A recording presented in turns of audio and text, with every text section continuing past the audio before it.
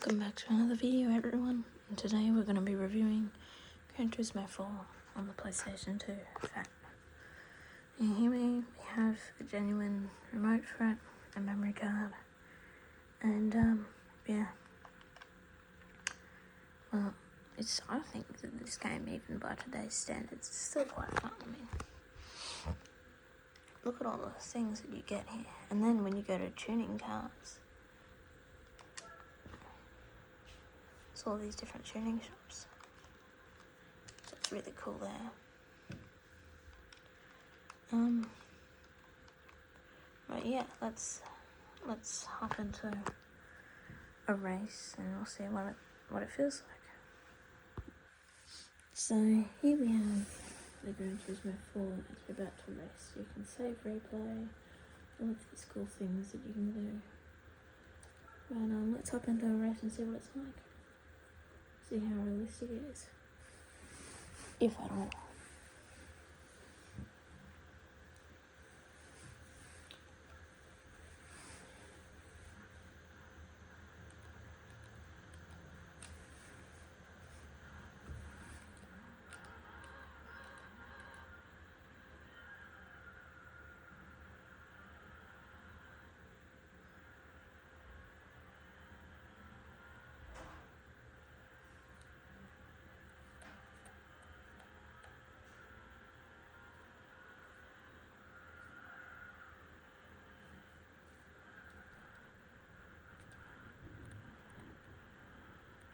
I feel that the controls are a bit snappy. In terms of the steering, there is a certain part where there's a little bit of steering, but overall it's just pretty on and off. So you have to get really used to having that, which I've played it for a couple of days now, so I do feel. But it is better than Gran Turismo 3, because Gran Turismo 3 was all over the place. It was very hard to stay on the tracks, go fast. But one thing that I do like about the controller is that they have pressure sensitive buttons. So if I want only a little bit of braking or a little bit of throttle, I can have whatever I want in between, and then obviously full. And same for the braking.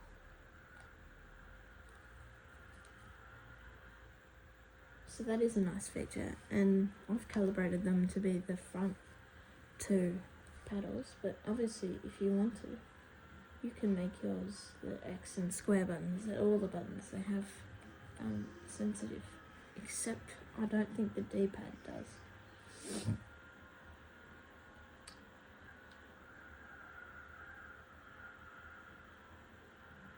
But in terms of how the car handles, you'd expect the car to,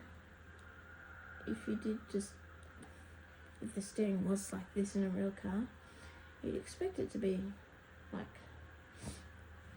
sliding. It's also a front wheel drive, front engine car. So as you can see on the bottom left of the screen, that there is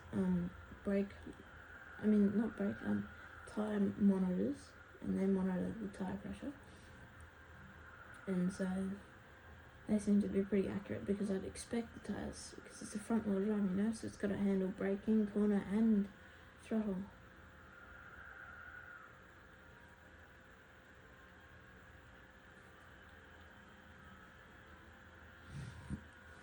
But overall it's a pretty fun game, I will say. I don't not love it,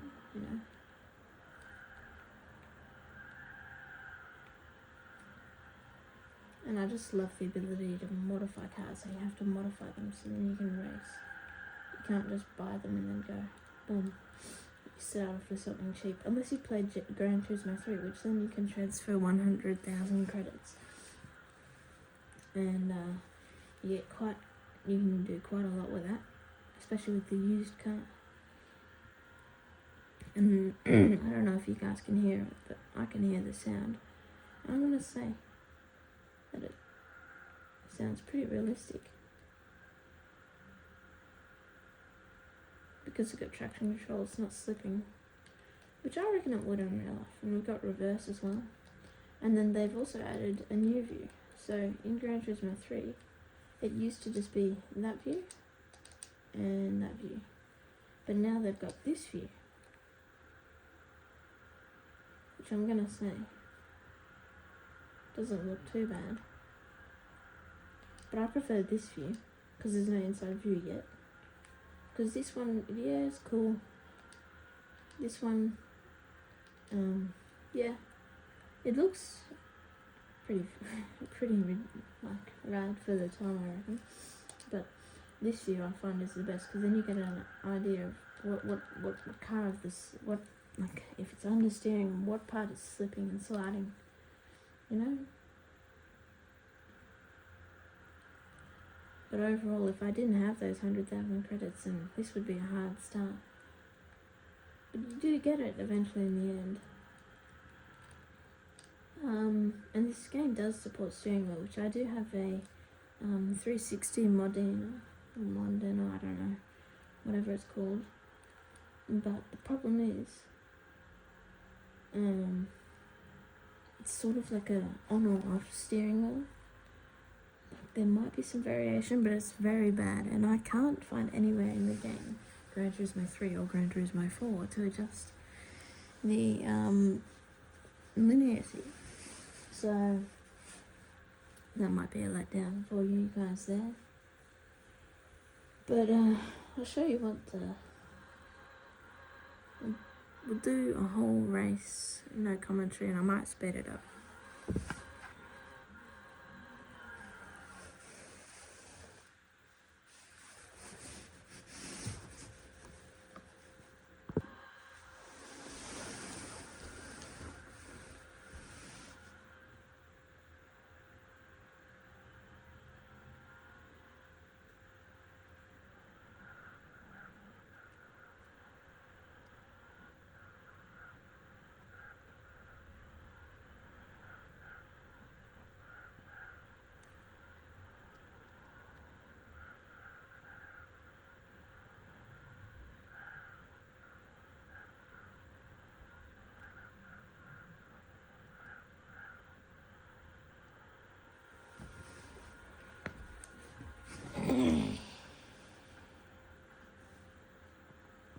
So overall, that was a pretty disappointing race, you know, as it is. So anyway, we'll go to tune the car now. So we can do it from HKS, which we might try and do it from HKS. So we can try to get, I don't really want to spend all this money on this stuff and it doesn't fully work. I mean, how much horsepower this got us? Not much. No. So these are the kind of options you can have. What engine tuning can we do? How much horsepower will this give us? Again, not that much. Got a sports computer, and that was actually pretty good. How much is the NOS?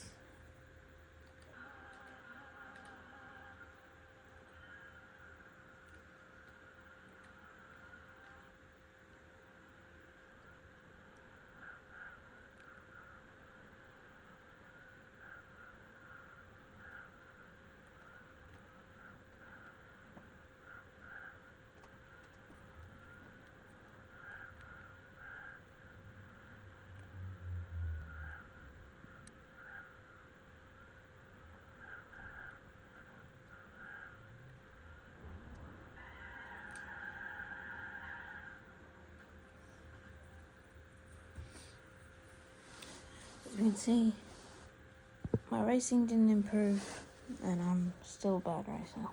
But it was pretty fun.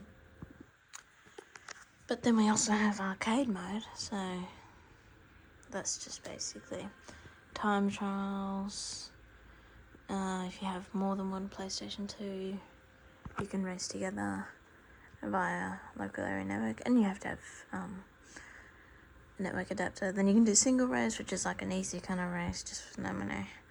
And then you got 2 players split screen, which is where you can use both the controllers to verse each other on one screen on one console. So overall, a pretty good game for the time. I will say 2004. This had quite a lot of potential, and it did, you know. I'll make a review on that later on. But yeah, it comes with a book on how to do this all. And I think it's an improvement from the Gran Turismo 7 that we have today. Thank you for watching. I hope you join us again soon. I'd say that this game is for people who have a PlayStation 2 and they want to have one of the best racing games for that console. Definitely, I start off with Gran Turismo 7 by today's standards if you're going Gran Turismo.